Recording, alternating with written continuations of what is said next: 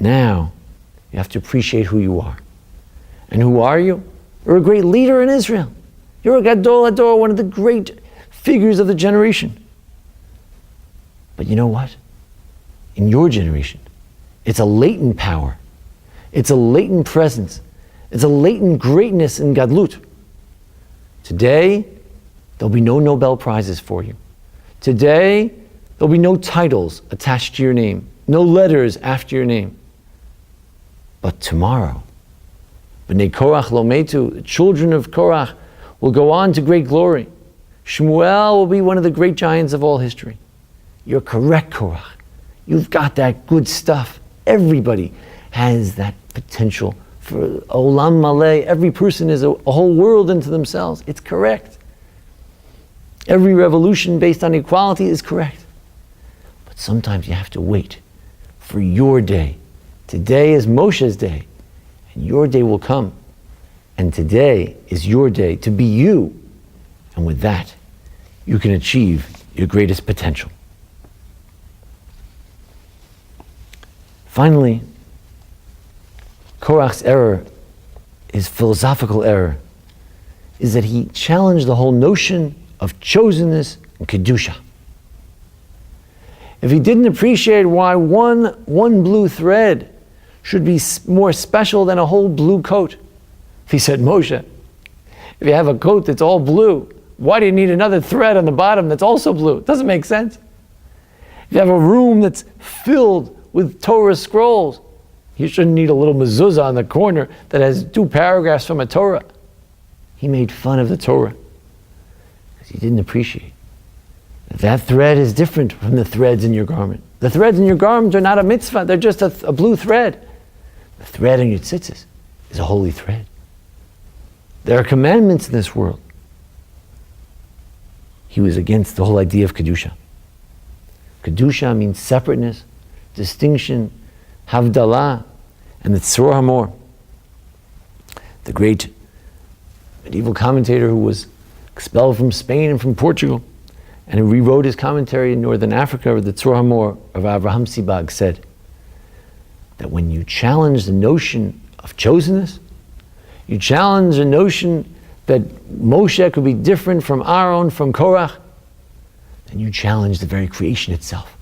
Because if you look in creation, it's all about Havdalah. Vayavdel Elokim ben ha'or ben ha'choshech. God separated, made a Havdalah between light and day. Yam and Yabashah, dry land, wet land. The whole creation is all about Havdalah, separation. And he challenged this whole system, which goes back to the very beginning of creation, the whole way the world functions. And therefore, he's punished midah k'neged midah, measure for measure. And God says, Moshe says, Hibadlu mitoch ha'edah hazot. Separate yourselves from Korach, because Korach's going down. You don't want to have anything to do with him. Harchek mishachen ra. Stay away from the bad man. Go do exactly the opposite of Korach in all his ways. Rabbi Soloveitchik pointed out in an article that Korach represented the common sense rebellion. He said, come on, Rabbi. If you have a room full of books, what do you need a mezuzah on the door for?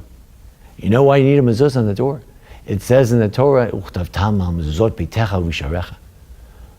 says in the Torah that you should write them on the doorposts and your gates.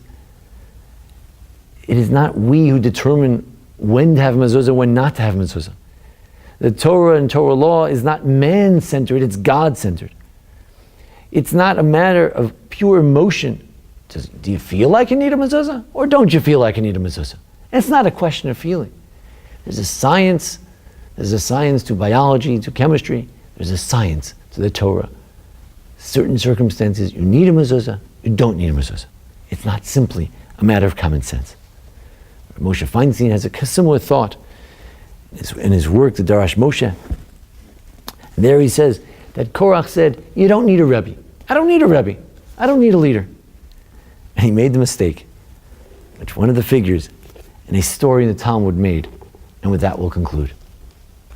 The story told in the Talmud in Kedushin that Yanai Alexander Yanai wanted to be not only the king, but also to function as he was a Maccabee of some sort. He wanted to be a Kohen and a Kohen Gadol, a high priest.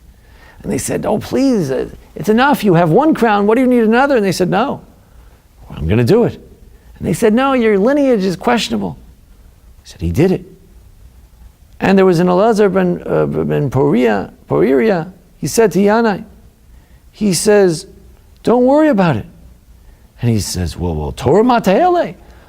He says, well, you're probably wondering if we kill all the rabbis and you become the priest, what's going to happen to Torah? Who's going to teach everyone? Don't we need some rabbis and teachers?